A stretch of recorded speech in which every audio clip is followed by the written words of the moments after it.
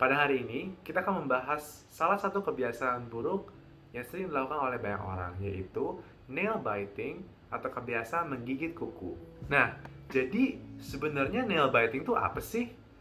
Nah, nail biting itu adalah habit atau kebiasaan buruk yang dilakukan oleh banyak anak-anak ataupun orang dewasa.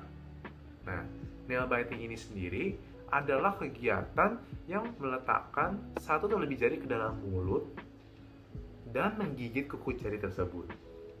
Nah, biasanya itu orang-orang yang mengalami atau memiliki kebiasaan ini, dia tidak memiliki preference seperti jari mana atau kuku mana yang dia gigit. Lalu, kenapa sih orang-orang itu atau anak-anak punya kebiasaan nail biting ini? Nah, jadi sebenarnya ada dua alasan utama yang seringkali diperdebatkan. Pertama adalah teori bahwa kebiasaan nail biting ini disebabkan oleh karena adanya anxiety atau kegelisahan. Sementara yang kedua mengatakan bahwa kebiasaan ini disebabkan oleh karena rasa bosan yang menjadi kebiasaan. Dalam hal ini, anak-anak dapat mengalami anxiety saat dini dan menyebabkan memiliki kebiasaan nail biting ini yang dibawa hingga dewasa. Namun, untuk teori yang kedua atau kebosanan, artinya adalah anak-anak dapat sekali merasa bosan dan melakukan hal-hal lain seperti menggigit kukunya supaya bisa menghabiskan waktu yang ada. Apa sih dampak dari nail biting sendiri? Jadi dampak dari nail biting sendiri ada 3. Ada dari aspek psikologis, sosial, dan biologis. Dampak sosial yang pertama yaitu orang tua akan merasa malu karena kebiasaan anaknya ataupun saudaranya yang biasa menggigit kuku. Dan yang kedua, kita akan ditertawakan oleh lingkungan sekitar atau orang sekitar loh.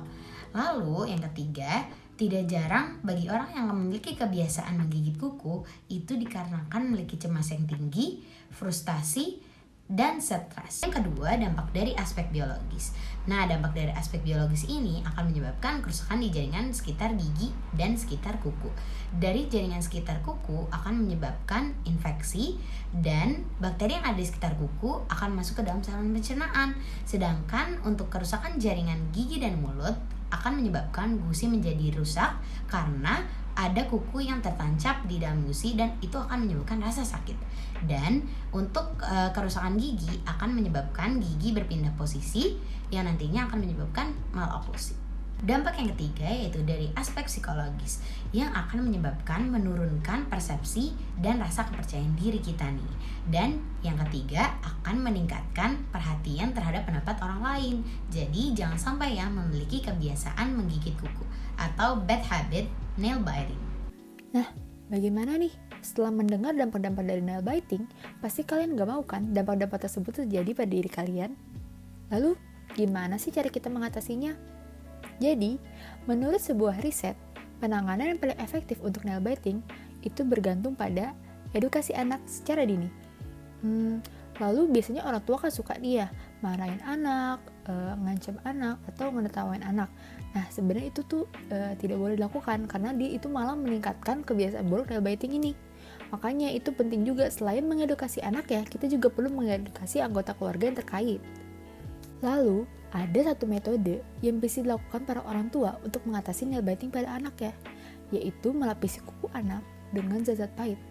Sebenarnya cara ini tuh kurang efektif karena anak-anak tuh bisa dengan sangat mudah menghapus zat-zat pahit tersebut dari kukunya.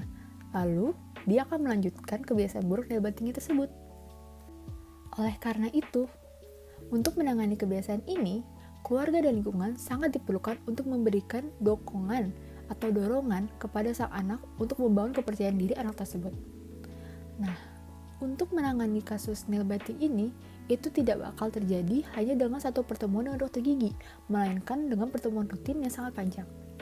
Jadi, jika kita simpulkan, untuk mengatasi kebiasaan buruk nail biting ini, terdapat 2 cara, yaitu compounding response sama self-control intervention. Nah, untuk compounding response ini berupa penanaman kebiasaan baru untuk mengalihkan si anak ketika ada rasa ingin menggigit kukunya. Nah, penanaman kebiasaan baru itu seperti yang tadi udah aku jelasin. Itu bisa dengan melukis, menggambar, bernyanyi atau bermain alat musik. Pokoknya kita harus meningkatkan hal-hal baru pada anak untuk mengalihkan kebiasaan buruk si nail biting ini. Kemudian yang kedua itu ada self control intervention. Nah, self control intervention ini berupa edukasi pada anak bahwa nail biting ini merupakan kebiasaan buruk dan kita tidak seharusnya melakukan itu. Kemudian ini juga merupakan edukasi kepada anak untuk agar anak tuh tahu apa sih yang dilakukan ini tuh selama ini tuh salah, yang dilakukan ini tuh salah. Kemudian kira-kira apa sih yang nyebabin dia ngelakuin ini? Jadi si anak tuh bisa berinovasi. Oh, ya ternyata yang nyebabin aku nail biting selama itu ternyata ini loh. Jadi dia bisa tahu, oh ini yang nyebabin aku nail biting. Jadi aku harus berhenti nih ngelakuin ini biar aku udah gak nail biting lagi. Bagaimana nih? Setelah udah tahu cara-cara mengobatinya, ayo yang punya kebiasaan buruk nail biting mulai diatasi dari sekarang ya.